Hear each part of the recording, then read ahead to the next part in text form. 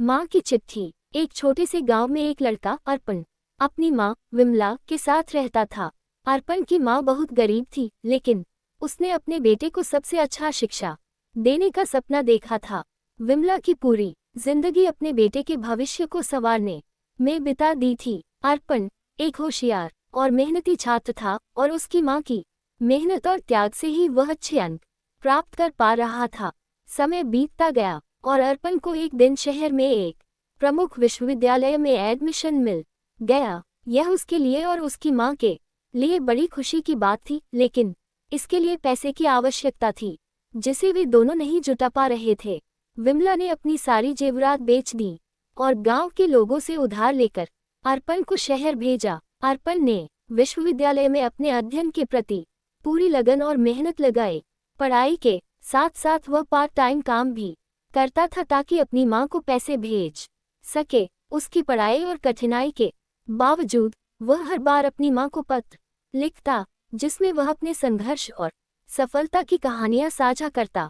एक दिन अर्पण को एक बड़ा अवसर मिला। उसे एक बड़ी कंपनी में इंटर्नशिप के लिए चुना गया, जिससे उसकी स्थिति में सुधार हो सकता था। वह बहुत खुश था, लेकिन एक छोटी सी घटना ने उसकी खुशी को भी एक नई दिशा दी। उसे एक चिट्ठी मिली जो उसकी माँ की थी, जो उसने गांव से भेजी थी। चिट्ठी में विमला ने लिखा, प्रिय अर्पण, जब तुम ये पत्र पढ़ोगे तो जानो कि मैं अब इस दुनिया में नहीं रहूंगी। मुझे तुम पर गर्व है और मैंने अपनी सारी जिंदगी तुम्हारी खुशी और भविष्य के लिए समर्पित कर दी। तुमने अपने संघर्ष और परिश्रम से हमें गर्व महसूस कराया है। मैं चाहती हूँ कि तुम अपने सपनों को पूरा करो और कभी भी अपनी मेहनत को न छोड़ो। मैं हमेशा तुम्हारे साथ हूँ। तुम्हारी हिम्मत और मेहनत की ताकत में तुम्हारी माँ विमला। चिट्ठी पढ़कर अर्पण के आंसू थम नहीं रहे थे। उसने महसूस किया कि उसकी माँ की अंतिम इच्छा थी कि वह अपने सपनों को पूरा करे।